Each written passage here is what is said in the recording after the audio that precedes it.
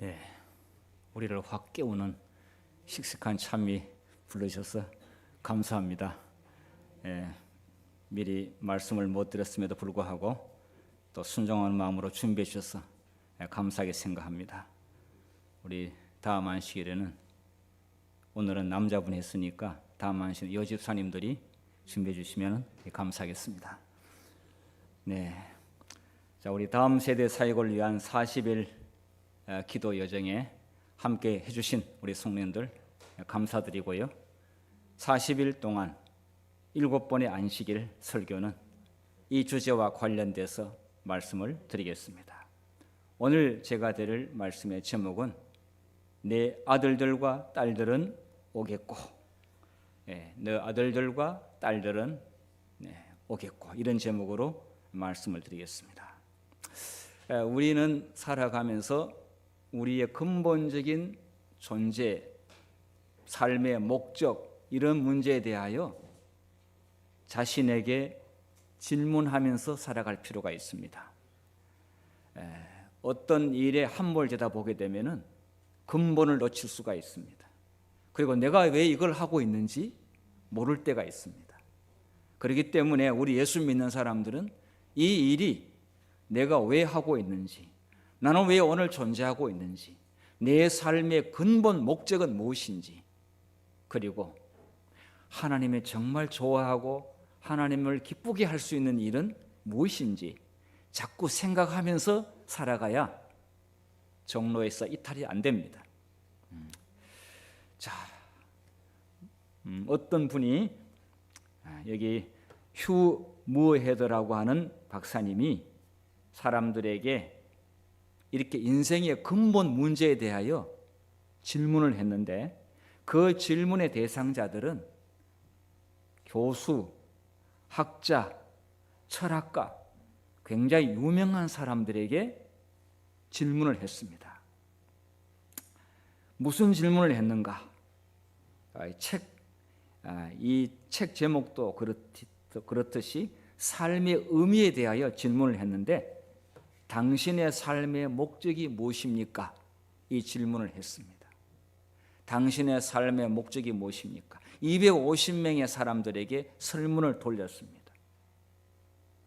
자, 그런데 극소수의 사람들만이 자신의 삶의 목적에 대하여 구체적으로 대답을 했습니다. 질문자의 의도를 정말 어느 정도 알고 대답을 잘 했습니다. 그런데 다수가 아닌 극소수 사람들입니다. 그 다음, 자신의 생각에 따라 질문을 받고 나니까 답을 만들어야 되겠다고, 그래도 내가 학자인데 어설프게 대답을 해서는 안 되겠다 해가지고 즉시 답을 만든 사람도 굉장히 많았습니다. 그 다음, 일부 사람들은 대답을 하느라고 고민이 깊었습니다. 갑자기 이런 질문 받았을 때 나는 왜 살고 있지? 나는 이 땅 왜 존재하고 있고 내 목적은 무엇인가? 대답을 못하게 됐어요. 그래서 고민을 하게 됐어요. 그 다음 사람들은 솔직하게 모르겠다, 없다, 이렇게 대답을 했습니다.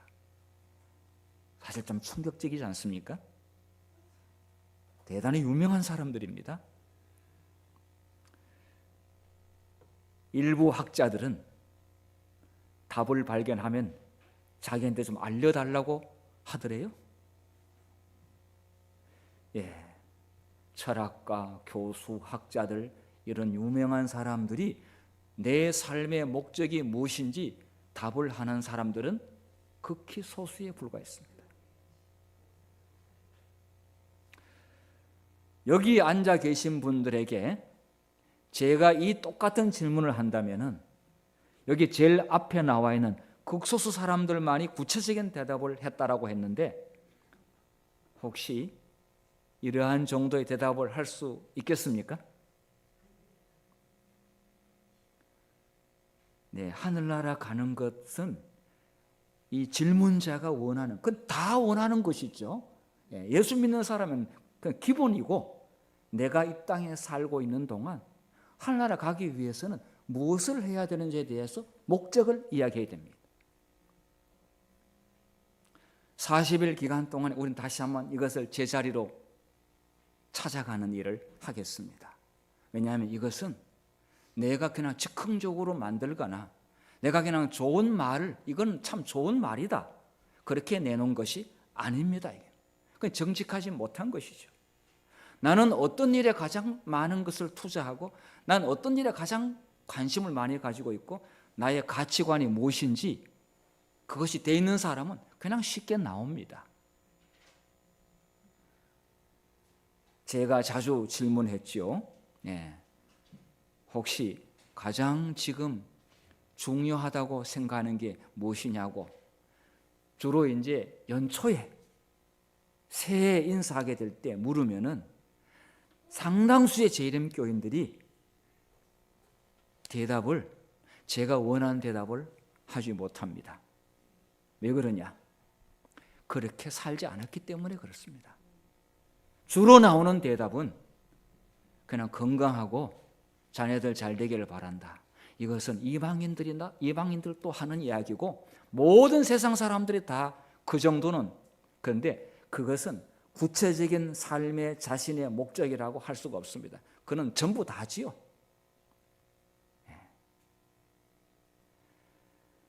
자, 이거는 굉장히 중요한 이야기고, 이것이 잘 설정되어 있다면은 그 사람은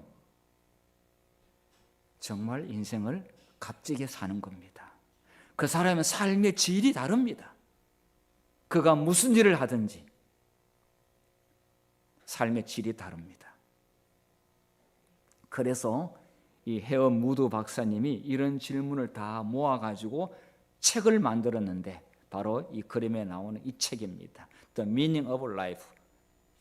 인생의 의미, 삶의 의미가 무엇이냐? 이렇게 교수도 하고 그렇게 철학자, 학자인데도 불구하고 답 좀 알려달라고 이야기한다면은, 그리고 그냥 고민이 생기거나 답을 얼버무리거나 이렇게 한다면은 그 사람은 정말 중요한 핵심 가치를 놓고 그냥 자기의 명예와 자기의 직업 수단으로 다른 사람보다 경쟁해서 이기기 위하여 그렇게 살아가고 있는데, 그 인생이 얼마나 허망하고 나중에는 얼마나 초라할까, 이 생각이 듭니다. 혹 자랑할지 모르지만은 하나님이 보시기에 그 인생을 어떻게 평가할 것인가, 영원하신 분의 눈에 그 사람의 인생을 어떻게 평가할 것인가, 우리는 고민을 해야 합니다. 자, 성경은 당신의 삶의 목적이 무엇이냐고 이렇게 했을 때 이런 말씀을 하고 있습니다. 욥기 12장 10절에 생물들의 혼과 인생들의 영이, 자, 만물에 다 살아있는 식물 포함해서 곤충, 동물, 그들 혼과 그 다음에 사람들의 영이 다 누구 손에 있다고 했습니까? 창조주 하나님의 손에 있다.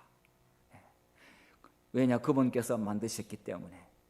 그래서 우리 인생의 목적이 무엇이냐고 만약에 묻는다면은 내 스스로에게서 그 답을 만들어내기보다는 나를 만드신 분에게 물어봐야 합니다. 왜 나를 만드셨냐고 그분에게 물어보게 되면은 정확히 답이 나옵니다. 우리는 그런 질문을 하나님께 물어봐야 되고, 하나님부터 답을 성령을 통해서 딱 얻은 사람은 변하지 않습니다.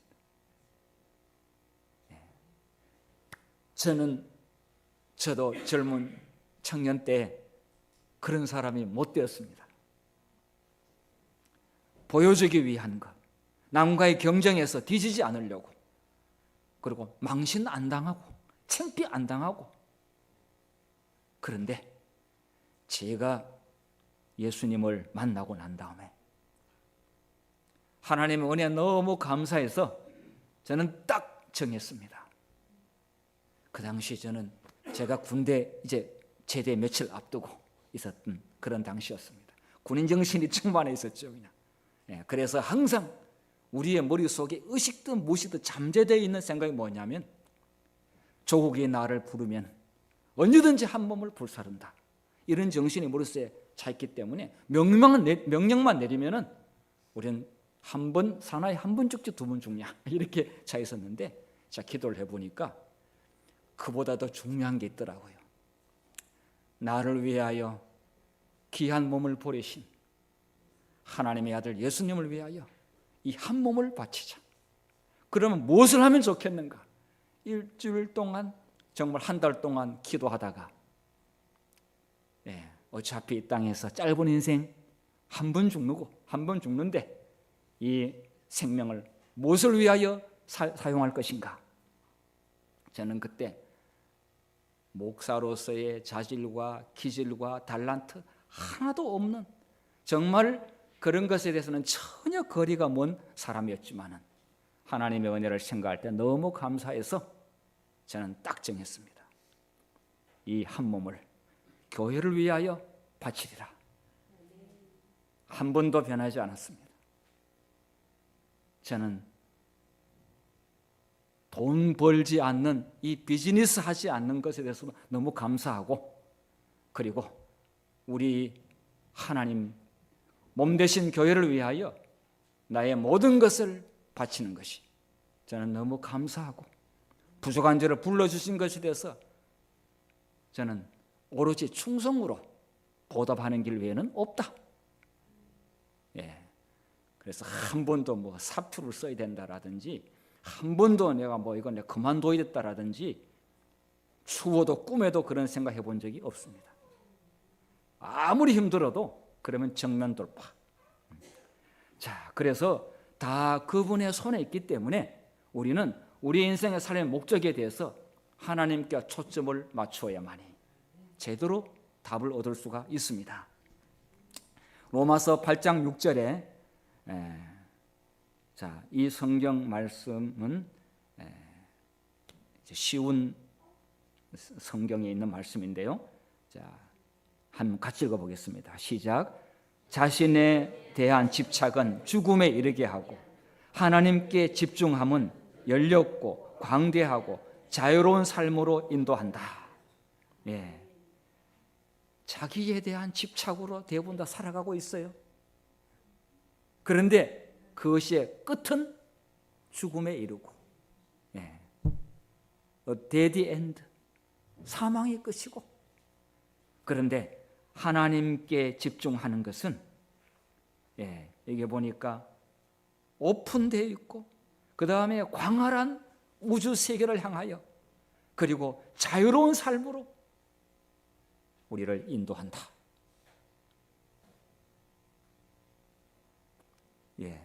우리는 우리의 삶에 집착한 나머지 이렇게 중요한 가치 있는 것들을 놓쳐버린다면 이는 너무 큰 손실입니다. 그런데 하나님께 집중, attention to God, 하나님께 집중하는 것은 광활한 자유의 세계로 하나님 우리를 인도하신다. 얼마나 좋습니까? 자, 또 성경 말씀 이사야 43장 7절에 같이 읽겠습니다. 시작. 물은 내 이름으로 일컫는 자 곧 내가 내 영광을 위하여 창조한 자를 오게 하라.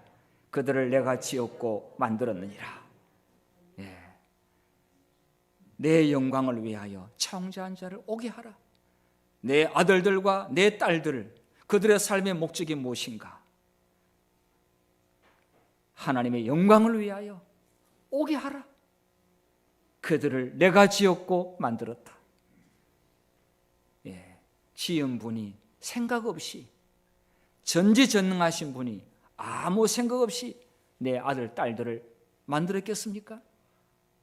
그분이 고귀하시고 지혜로우신 만큼 내 아들과 딸들도 그만큼 고귀하고 정말 대단한 가치가 있는 존재들 아니겠습니까? 그들을 나에게로 오게 하라. 자, 삶의 목적을 발견하기 위해서는 세상의 지혜가 아닌 창조주의 계시와 말씀에 귀를 기울여야 됩니다. 그러지 않고서는 내 삶의 목적을 내가 정할 수 있습니다. 내 마음대로 정해놓고 그것은 정확할 수가 없습니다.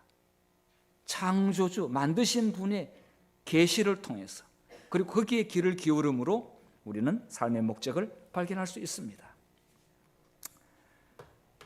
아들들과 딸들에게 무엇을 보여줄 것인가? 내 영광을 위해 창조한 자를 오게 하라. 그들에게 가르치는 다라기보다도 무엇을 보여줄 것인가? 사실 자녀들에게 가르치려고 하면 자녀들이 싫어합니다. 보여주고 그렇게 살면 되겠죠. 나 우리가 부족하지만은 사실 그것이 옳은 말입니다. 그런데 우리는 가르치려고 합니다. 그런데 얼마나 그것이 흡수될 수 있는지 모릅니다. 미지수입니다. 오히려 튕겨져 나오는 게 너무 많죠. 보여줘야 됩니다. 그렇게 살면 됩니다. 우리 아버지 어머니가 일생 동안에 가장 핵심 가치가 무엇인지, 삶의 목적이 무엇인지 자녀들은 압니다. 그냥 우리 아버지는 돈밖에 몰라. 우리 어머니는 그렇게 사치가 심해. 우리 어머니는 욕심이 너무 많아. 이러면 자녀들에게 내 삶의 목적은 돈이야. 내 삶의 목적은 이렇게 꾸미는 것이야. 이걸 보여주는데 그 창조주한테 물어보게 되면은 창조주가 어떻게 보시겠습니까? 안 되겠구나. 너는 안 되겠구나. 이렇게 할지 모르겠어요. 저희 어머니 동네가 싹 거의 많이 불타가지고 이제 안동에서 가장 우선적으로 이제 컨테이너를 2개월 이제 제작을 했는데 우선적으로 지급이 됐어요. 그래서 컨테이너가 이제 혼자 살고 있는 어머니에게도 좀 많은 컨테이너가 나왔어요. 그래서 이제 그 포크레인 와가지고 불탄 거를 다 밀어내는데 그거 다 이제 국가 예산으로 하는 것이죠. 그리고 거기에다가 할 수가 없고 빈 땅을 임대를 국가에서 받아가지고 평당 얼마 임대를 받아가지고 거기에다가 평탄 작업을 하고 컨테이너 거기다 갖다 놓지요. 자, 그런데 동네에서 놀라운 이야기가 돌기 시작했습니다. 무슨 이야기가 돌았을까요? 아무개 집에 장판 속에다 돈을 숨겨놨는데 그 돈 300만 원이 다 불탔대. 은행에 갖다 놓은 사람도 있지만은 은행에 갖다 놓으면 자식들도 알아요. 이거 얼마 들었는지. 그래서 모르게 여기도 숨겨놓고 저기도 숨겨놓고 이렇게 꽁쳐놓은 돈이 순식간에 불타면 불나가지고 다 타버렸어요. 그래서 농속의 얼마는 200원, 어떤 데는 50만 원, 100만 원. 그러면서 한결같이 우리 자녀들한테 알면 큰일 나니까 말하지 말라고 하면서 소문에 다 퍼졌어요. 근데 자식들은 동네 사람들하고 전화 통화도 안 하고 몰라요. 자기들끼리는 알아. 비슷한 일을 했기 때문에. 여러분, 이런 일을 통해서 우리한테 주는 교훈이 무엇입니까? 교훈이 무엇입니까?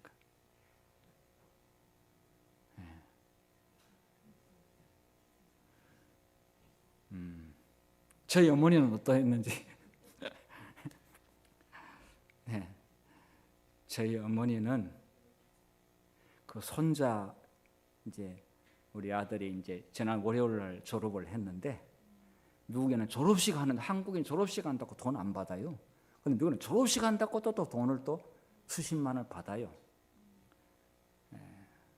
그래서 어머니가 손자한테 돈을 준다고 그 이제 나올 때 통장에 돈 얼마 없는 거 한 달 노령용 나오려면 싹 다 그냥 나가요. 하여튼 그런데 거기하고 같이 가지고 이제 연기가 이제 동네 이제 막 이게 채워지고 있었습니다. 차고 있을 때 마치 동생이 미리 출발을 해가지고 이제 중간에 전화 연락이 돼가지고 이제 저희 어머니가 나오면서 그걸 가지고 나왔어요.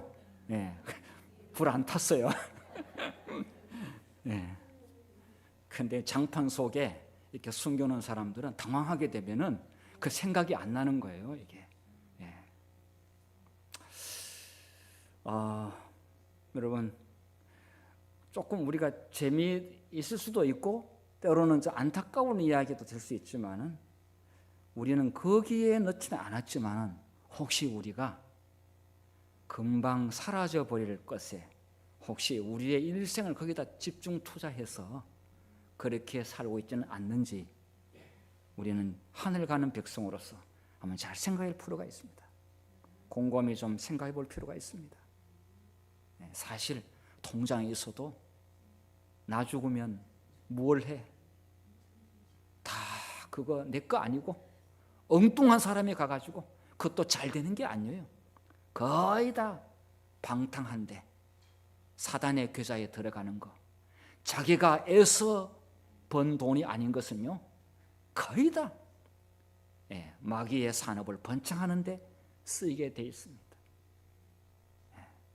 내 자식은 그렇지 않다고 생각할지 모르지만은 믿지 마세요. 그건 모르는 일입니다.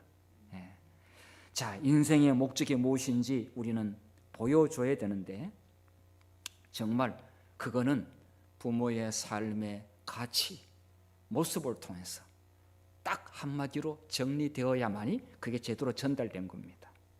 간단한 문장으로 한마디로 딱 정리돼야 되지 여러 개 글쎄요 힘이 있으면은 간단해야 되고 쉬워야 되고요 단문이어야 됩니다. 그런 한마디로 인생을 딱 정리해서 돌아가실 때 내 삶의 목적은 이것이었다. 잘 알지? 너희도 이렇게 살았으면 좋겠다. 그럴 때에 그 가문은 대대로, 그래서 유대인들에게 하나님께서는 그렇게 하라고 신명기를 주셨습니다.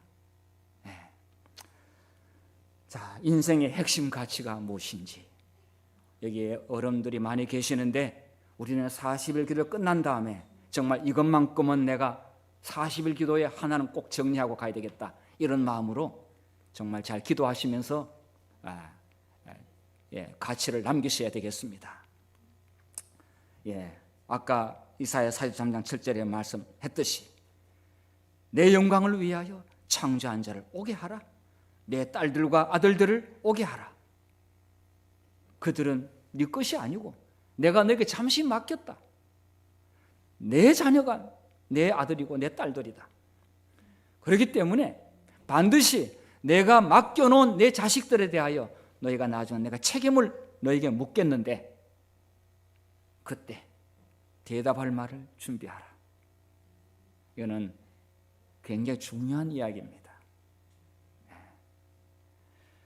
자, 인간이 존재하는 한 가지 이유는 자, 여기에 성경의 예를 좀 들어보겠습니다. 아담에게는 하나님께서 창세기 1장 28절에 생육하고 번성하여 땅에 충만하라. 그냥 자식을 많이 낳아라. 이 다산의 이야기를 하는 것이 아닙니다. 하나님을 믿는 경건한 백성을 땅에 충만하게 하라. 아담이 너가 이 땅에 사는 존재의 목적은 이것이다. 그렇게 말했습니다. 아브라함에게는 너는 열국의 아비가 될 것이다. 자식도 한 명도 없는데 아이도 못 낳는 아브라함과 사레에게 너는 열국의 아비가 될 것이다. 너의 존재 목적은 이러한 백성들의 민족을 이루는 것이다. 오늘 교과 공부에도 이제 우리 그 나와 있습니다만은 그 다음에 예수님에게 많은 아들을 이끌어 예수님의 많은 아들을 이끌어 영광에 들어가게 하시는 것이 예수님의 땅에 오신 목적임을 말하고 있습니다. 사마리아 여인에게는 너의 존재 목적은 그러니까 이제 예수님을 우물가에서 만난 그 이전은 지나갔고 이제 그 이후로 내 남편을 불러오라. 그때부터 그 여인은 그 존재 목적이 남편 불러오라 그랬습니다. 이 여인은 너무 남자를 좋아한 것 같습니다. 돈 많은 여자, 돈 많은 남자, 잘생긴 남자, 그 다음에 똑똑한 남자, 이런 남자를 좋아한 것 같습니다. 그런데 7번째 예수님을 만나게 되면서 이제 세상의 동네 사람들을 주님께로 불러오는 일을 그 여인이 했습니다. 자, 남은 자손에게 마지막 예루살렘 멸망은 그들에게는 말세였습니다. 자, 그래서 마태복음 23장 37절에 암탉이 그 새끼를 날게 하려 모음같이 내가 내 자녀를 모으려 한 일이 몇 번이더냐? 나도 그래 했는데 너희도 그렇게 해야 되지 않느냐? 내 자녀를 모으라. 이 인간이 살고 있으면서 일생 동안 벌어서 자식들 희생을 위하여 삽니다. 교육시키고 정말 시집장가 보내고 이렇게 합니다. 경건한 하나님의 백성들을 땅에 많도록 하는 것이 그 부모가 이 땅에 살고 있는 존재 목적입니다. 자, 우리는 가르치려라기보다는 보여줘야 된다 이렇게 말씀드렸는데 왜 그렇게 하는지에 대한 유익을, 하나님의 목적에 따라 사는 유익을 보여주게 되면은 이제 따르게 될 것입니다. 자, 하나님의 목적을 아는 것은 우리의 삶의 목적을 하나님으로부터 우리가 깨달아서 알게 된다면은 삶의 의미를 부여해 줍니다. 삶의 의미가 없으면은 자살하죠. 우울증 환자는 나는 삶의 의미가 없다라고 하는 사람이 우울증 환자가 되겠죠. 자, 이사야 49장 4절에는 이런 한탄스러운 이야기를 했습니다. 이사야는 내가 헛되이 수고하였으며 무익히 공연히 내 힘을 다하였다. 정말 열심히 뭔가를 했지만은 무익하고 너무 무상하다는 고백을 하고 있습니다. 헛되이 수고했다. 이렇게 인생이 끝나서는 안 되겠죠. 욥은 나의 삶은 절망적인 나날의 연속이다. 욥이 정말 얼마나 힘들었으면 이런 표현을 했을까요? 자, 그 다음에 역시 욥기 7장 16절에 우리 이 굿뉴스 바이블 트랜슬레이션 그 약자가 GNT인데 한국에는 이제 복음 성경, 쉬운 복음 성경의 그 내용인데 이렇게 표현했습니다. 나는 포기한다. 사는 것이 지겹다. 그냥 나를 혼자 두라. 내 삶은 말도 안 된다. 안식야라교 시간에 우리 이제 하경선 선교사님이 이런 유에 해당하는 젊은 사람들을 하나님의 말씀을 통해 가지고 변화되고 새 사람 되고 정말 하나님의 영광을 위해 살게 되는 그러한 몇 사례들을 정말 우리에게 보여주셨습니다. 자, 이러한 인생을 산다면 무슨 의미가 있겠습니까? 이러한 표현 그대로 정말 그렇게 산다면 큰일 납니다. 인생의 가장 큰 비극은 죽음이 아니라 목적 없는 삶이 더 큰 비극입니다. 자, 그래서 에베소 3장 20절에 성경은 우리에게 이렇게 말씀하고 있습니다. 같이 읽겠습니다. 시작. 우리 가운데 일하시는 하나님께서는 우리가 구하고 생각하는 것보다 훨씬 더 많은 것을 채워주실 것이다. 만드신 분께서 삶의 목적에 초점을 맞추면은 그분께서 더 많은 것들을 우리에게 채워주신다고 이렇게 말씀을 했습니다. 만든 분이 아닌 분이 그렇게 이야기하면은 안 믿습니다. 그런데 만드신 분이 그렇게 이야기하면은 그는 믿어야 되는 것이죠. 그렇게 될 수 있습니다. 자, 두 번째로는 목적을 알면은 우리의 삶은 단순해진다. 부모님들이 자식들한테 야 복잡하게 살아라. 야 여러 가지 일 다 좀 해봐라. 이렇게 하기보다는 단순하게 쉬면서 여유 있게 그리고 마음 평안하게 이렇게 살아라고 할 것입니다. 그런데 목적을 부모가 우리 인생의 삶의 목적은 이것이다라고 보여주게 되면은 자연적 자녀들도 그렇게 따라하게 될 텐데요. 목적을 알면은 해야 할 것과 하지 말아야 할 것이 명확해집니다. 다 다 욕심 부리지 않습니다. 꼭 필요한 것은 해야 된다라고 거기에 집중할 것입니다. 그 다음에 하나님의 목적에 맞는 사람은 우리의 삶에서 일을 적게 하는 방법을 가르쳐 줄 것이다. 왜 그렇습니까? 일을 많이 여러 개 하는 게 아니라 일을 적게 하는 방법을 알려준대요. 목적을 알면은. 네.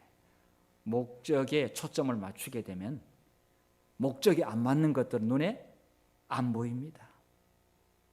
엉뚱한데 시간 보내지 않습니다. 네.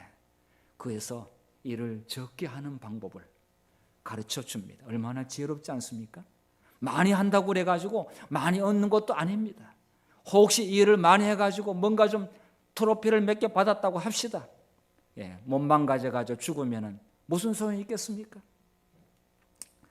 자신에게 집착하지 않고 과욕을 부르지 않습니다.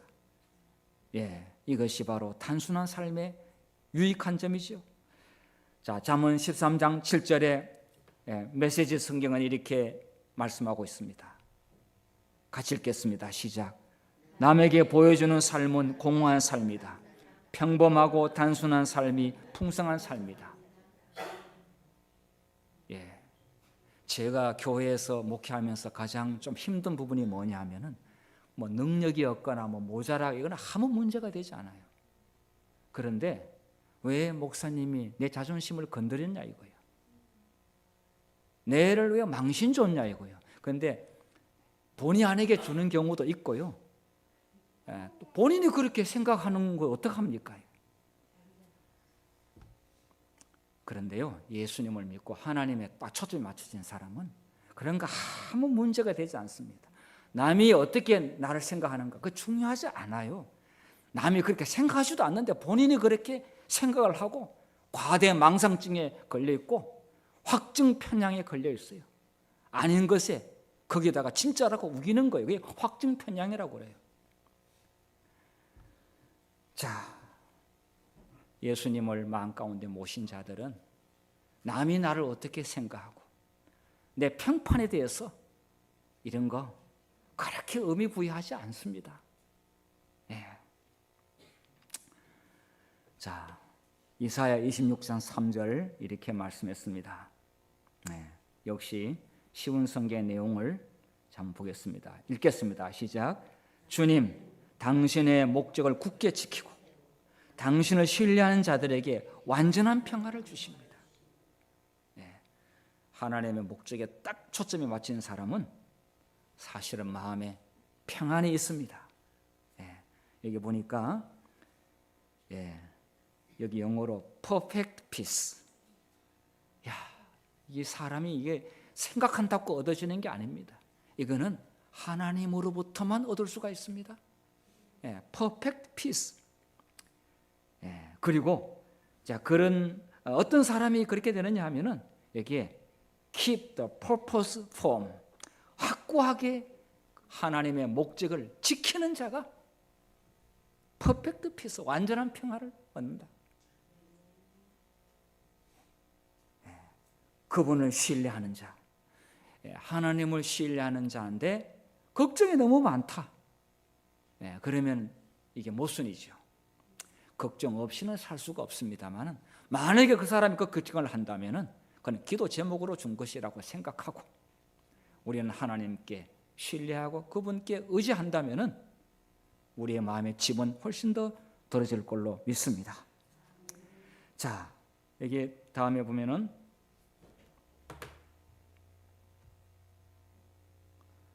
초점을 맞춘 삶을 살게 됩니다. 하나님의 목적에 따라 살면은 이제 여기 관역이 3개 있는데 그 3개를 하나살로 3개를 맞출 수가 없습니다. 하나에다 이렇게 조준을 해야 됩니다. 자, 여기 지금 빛을 받는데 돋보기로 빛을 받아가지고 이게 1m 빛을 돋보기로 받아가지고 여기에 1cm 가로 세로의 돌에다가 이것을 비추면은 돌이 어떻게 되겠습니까? 뜨겁다고요? 자, 1m가 받을 수 있는 이 빛의 그 힘을 1cm로 압축을 하게 되면은 어떻게 되는지 제가 유튜브에서 이거를 발췌했는데 이 돌은 녹아버립니다. 녹아버린대요.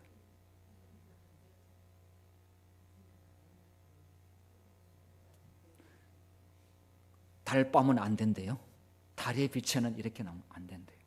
촛불 빛은 안 돼요. 태양에서 오는 이 1m의 빛을 1cm 하게 되면 그 힘을 압축시켜서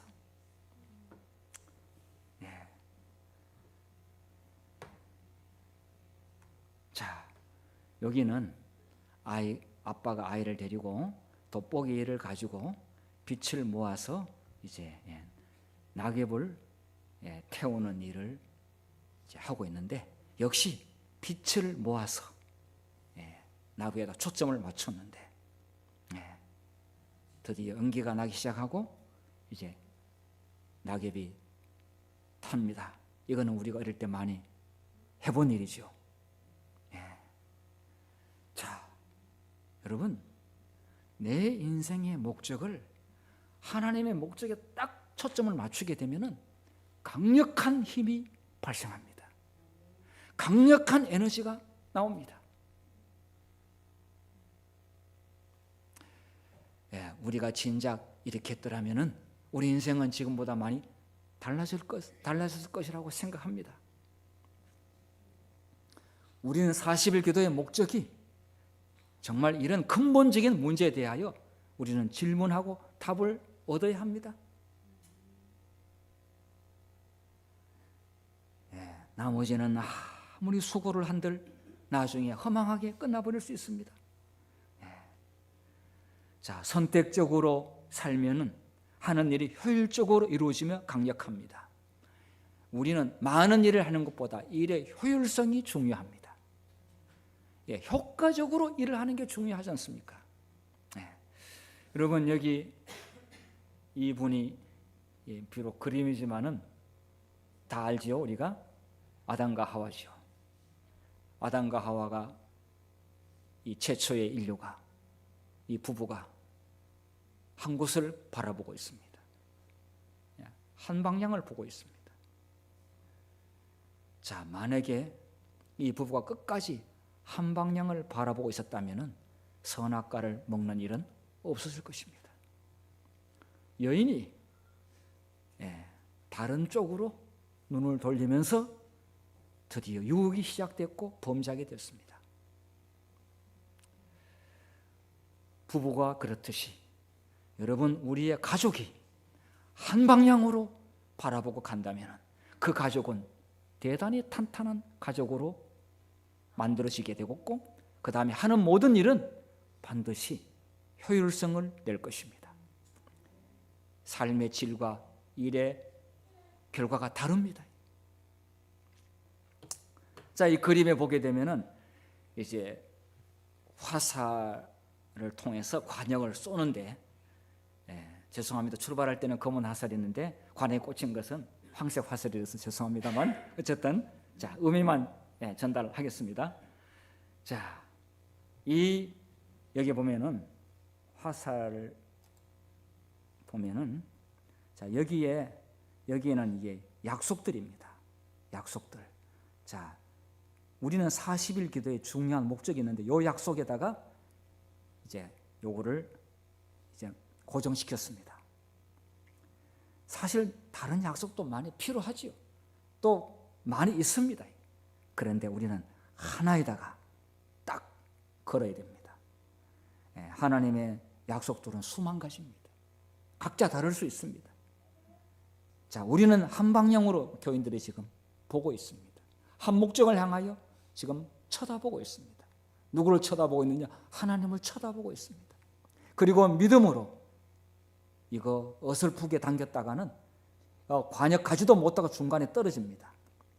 어떻게 여기에 정확히 정통으로 잘 맞출 수가 있겠습니까? 힘차게 잡아 당겨야 되는데 그걸 믿음이라고 할 수 있습니다.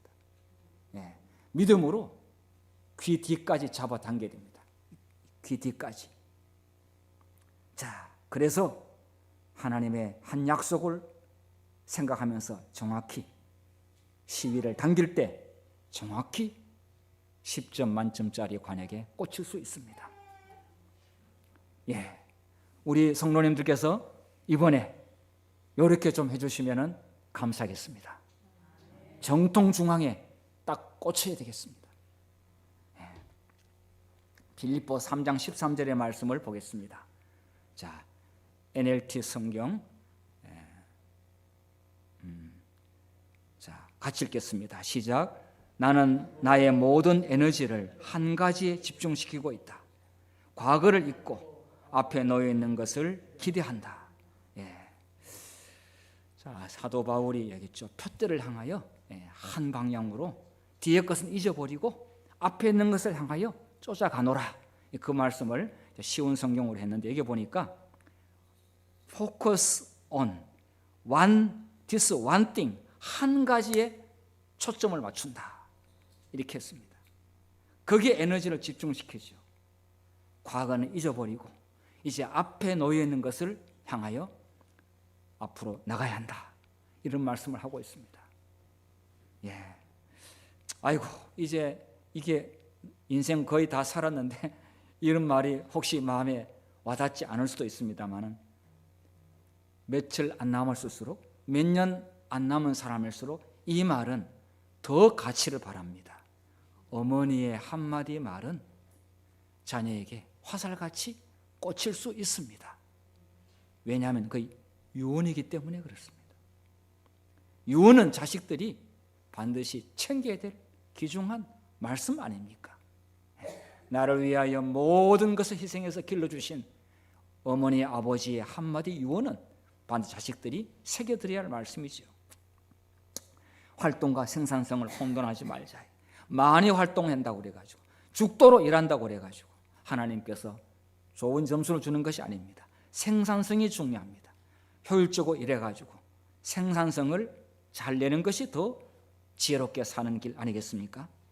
우리는 삶의 영적 영양가를 높여야 되겠습니다. 영양가 없는 삶을 산들 그 수고가 무엇이 의미가 있겠습니까? 우리는 삶의 영적인 질이 중요합니다. 네, 삶의 질이 중요합니다.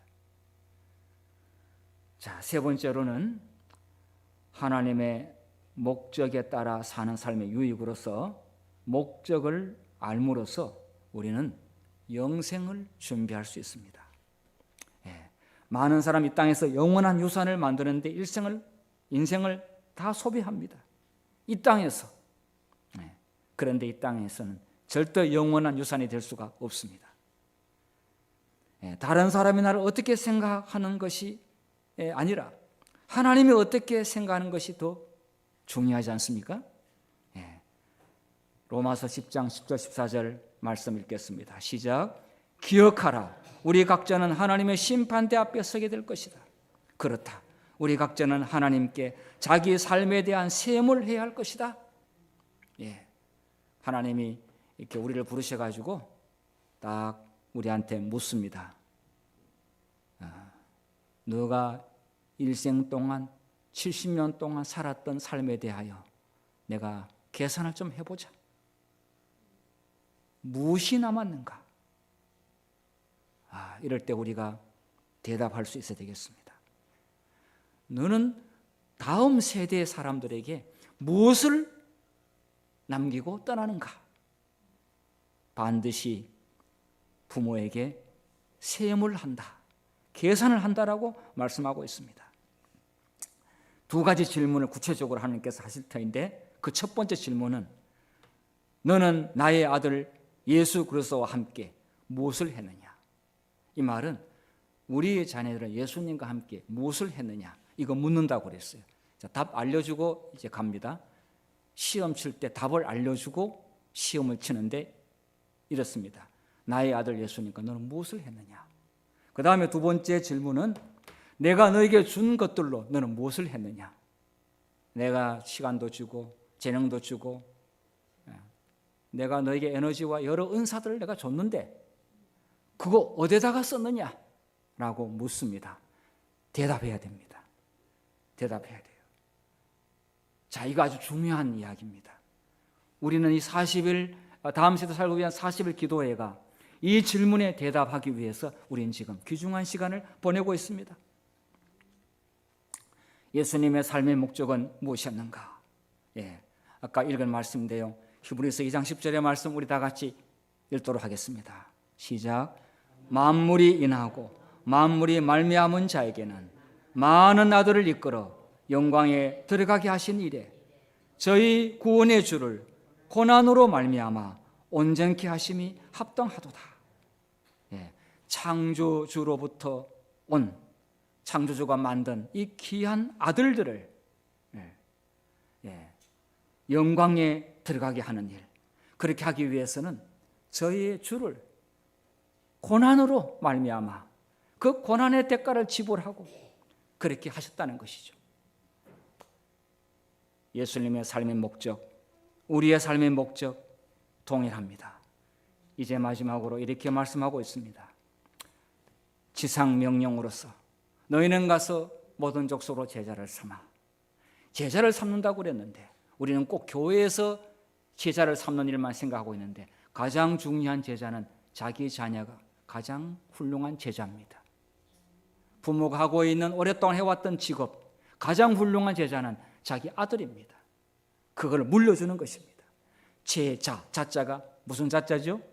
아들 자자입니다. 영적인 아들들을 낳으라고 명령했습니다. 이사야 60장 1절 4절 같이 읽겠습니다. 시작. 일어나라 빛을 발하라 내 눈을 들어 사면을 보라 무리가 다 모여 내게로 오느니라 내 아들들은 원방에서 오겠고 내 딸들은 안기어 올 것이라. 마포교회 성도님들의 아들들과 딸들이 예수님 품으로 안기어 오는 놀라운 역사가 앞으로 진행되기를 간절히 바라면서 말씀을 마치겠습니다.